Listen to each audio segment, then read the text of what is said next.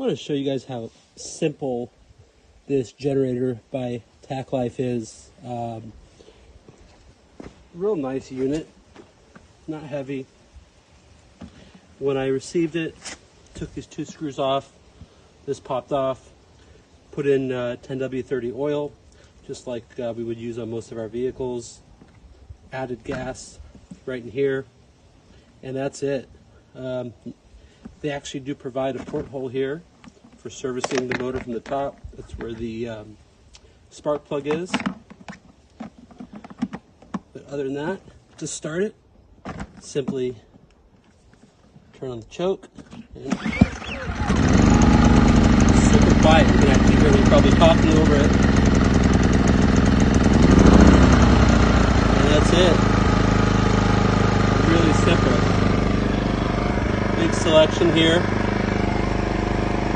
Eco mode, plugs.